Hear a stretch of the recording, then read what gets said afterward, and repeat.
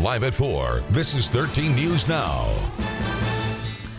A third victim has died in that deadly prison break attempt in Pasquotank County. Correctional officer Wendy Shannon passed away at a hospital last night. Her death came just hours after a grand jury indicted 4 inmates accused of the crimes. Our Jimmy Lee spoke with the district attorney about how Shannon's case, or her death, changes the case, and she joins us live from the courthouse in Elizabeth City.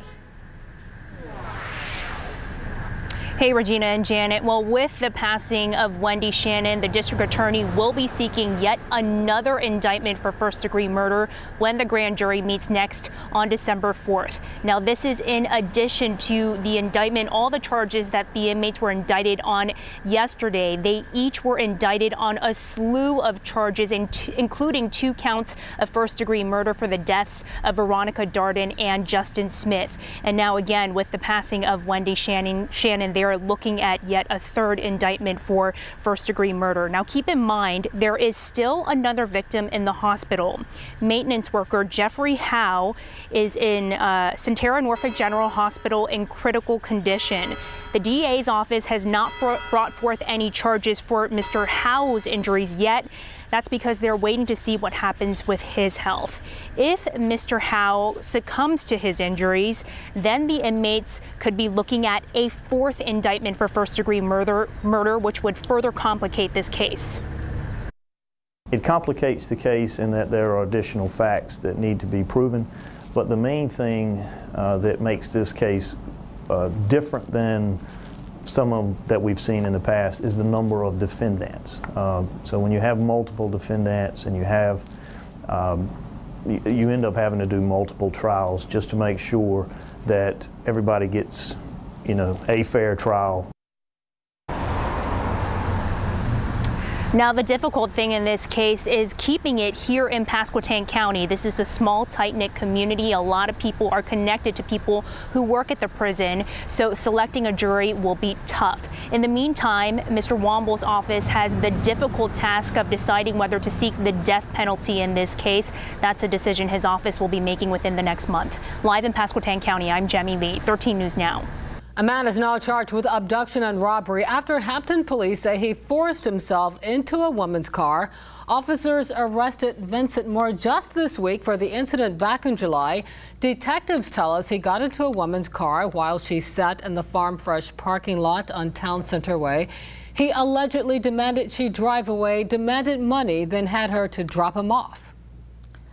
Tonight, Virginia Beach police are looking for a man who broke into a family house in broad daylight. And take a look at the video. You can see a person break through a door in a garage off of the house in Green Run. He then looks around for a little bit and makes his way through the rest of the home. The homeowner tells us this all happened yesterday afternoon around 2 o'clock. Video shows the man going through 2 other rooms before leaving out in under a minute. I couldn't get that out of my head last night, and I didn't sleep very well, maybe like 20-minute spurts, but every time I would fully fall asleep, I would have that picture in my head of this person looking at my stuff. Michelle Wiggs said the man did not take anything, but her garage door is now damaged.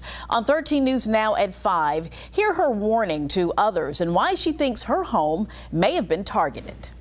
All right, Halloween is finally here, so are you ready to head out to trick-or-treat with your children? Evan has the latest on what to expect when you go out tonight for some Halloween fun. Evan. Well, some pretty mild temperatures out there right now, and the good news, not a cloud in the sky. Beautiful shot looking over downtown Norfolk and Portsmouth with a lot of blue skies, and the radar is sweeping clear as we take a look out there around the region. So looking like a very nice evening for all the trick-or-treaters out there and for the parents who will be walking with them. So let's time things out through the evening. Temperatures by 5 o'clock around 68 degrees, by 6 o'clock 65, 60 by 7, and by 8 o'clock when trick-or-treating ends for most locations here in Hampton Roads, looking at temperatures around 58 degrees. But again, mild temperatures and clear skies. We'll see a few more clouds moving in tomorrow, but temperatures will be going up even more. We'll have much more on that in the full 7-day forecast coming up in a few minutes. All right, thanks, Evan. More women than ever before. The Democratic Party of Virginia says 43 women are running for the House of Delegates this year. 9 Republican women and 1 independent are also on the ballots. And we could have several firsts, including the first Asian American woman and first Latina woman elected to the House. A former journalist is making a bid to become the state's first transgender delegate.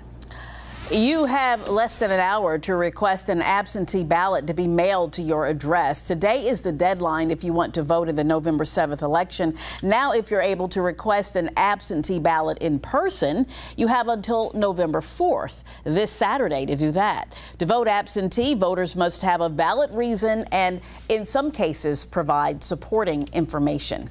We're getting a better look at the study to decriminalize marijuana in Virginia. It is being led by James City County State Senator Tommy Normant.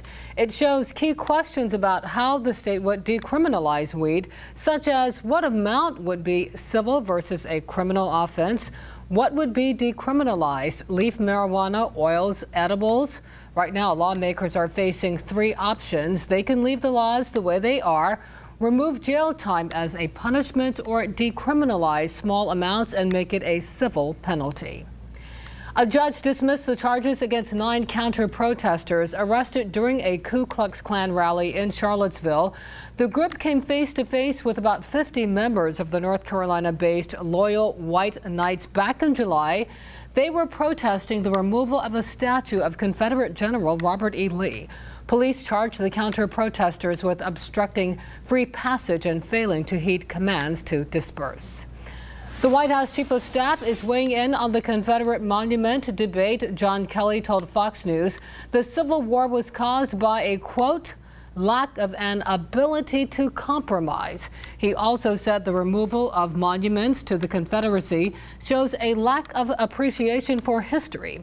Kelly added that current thinking on social issues to figures in history is very, very dangerous. That's a quote. He went on to call the Confederate General Robert E. Lee a, quote, an honorable man. 2 brand new survey vessels joined the Norfolk District U.S. Army Corps of Engineers fleet today. The 23-foot boats will be used to survey the federal navigation channels throughout the Commonwealth. The vessels are named in honor of a former Norfolk District employee and a former Army officer who served in the Hampton Roads area when the district was considered a field office. The boats are replacing 20- and 30-year-old vessels currently in service. All right, breaking news out of Lower Manhattan. Police say a motorist drove onto a bike path near the World Trade Center Memorial, hit people, and opened fire. According to the New York Police Department, 1 person is in custody. A number of police vehicles is there. It's unclear if the extent of the injuries, what the extent of the injuries is at this point. And we're going to keep following this and update you as we learn more.